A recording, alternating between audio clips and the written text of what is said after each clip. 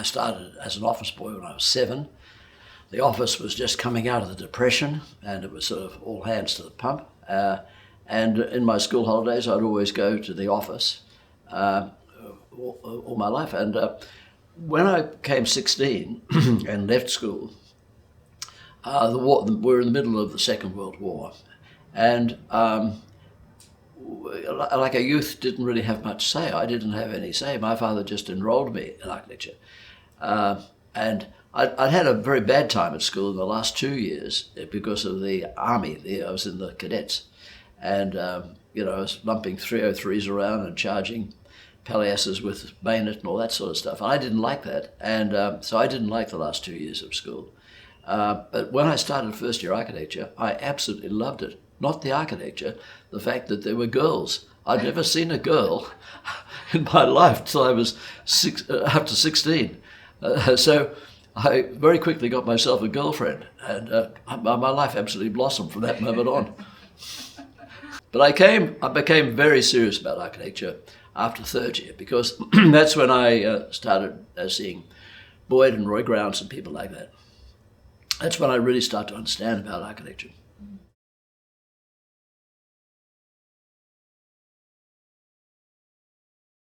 Yes, Robin was the greatest. Robin and Roy Grounds were the greatest influences of my life. They just turned it all around. Robin was an inspirational person, and he was dedicated to spreading the word of how important design was. And he loved Australia, and he was just so sad that we weren't responding to developing Australia as we should have been, responding to the climate. Understanding how our cities were going to grow and why they should grow in certain ways. And he did everything. He lectured, wrote articles, anything at all to actually spread the word. After 56, when television came in, he spent a great deal of time on television. But his articles in the Age Small Home Service, Age, it was published every Monday morning, were inspirational. He had Melbourne actually just waited for his Monday morning article. It was so beautiful. But he wasn't without critics. He would draw sketches of modern houses and say how they work and so forth.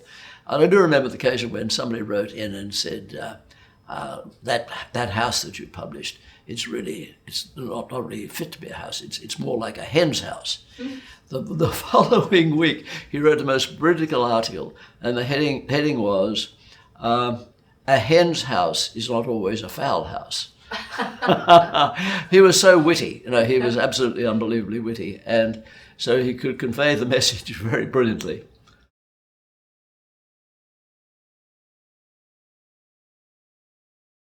Because the period we're talking about now with Robin is in, say, 1947, but that film was made. I can tell you the story about how we came to make Your House and Mine. One of the passions I had was doing reviews at the university. And every faculty had a review, but architects didn't have a review. There was the big review, which was the SRC review. So I wanted to get an architects review going. So the first review I think we did was 1948, I think it might have been. And it had to be a lunchtime review because we were in a minor way. We didn't have a great deal of acting talent, but what we had is we had a great design sense. So we could make brilliant sets.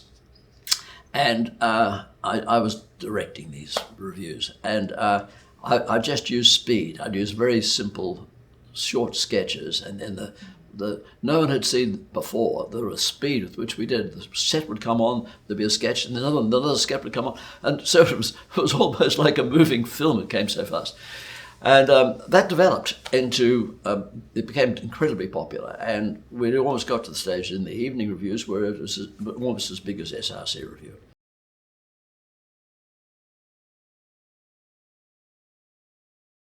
What used to happen in that competition was in 1952. What used to happen is that architects, when they graduated, immediately went on a tour. They would get on a boat and sail to London and get a job in London and then tour around Europe. And then when they'd finished that, they would travel across to Canada, get a job there, and then they would illegally come down to New York and hopefully get a job down there. And then they'd come back over to the West Coast and then sail back to Melbourne. And I don't know this was because none of us had been to Europe and none of us had been to the United States, but we'd studied it so much, and just a desire after the war to travel. And everybody did that in my year. My year was made up of about 10% or 15% of ex-servicemen, and they didn't want to travel because they'd been traveling, so they stayed here. So one of my closest friends was John Murphy, and the other one was Kevin Borland, and they were both, one was in the Army and the other was in the Navy, and they didn't want to travel. So they were my friends, and we all grouped together to do that competition.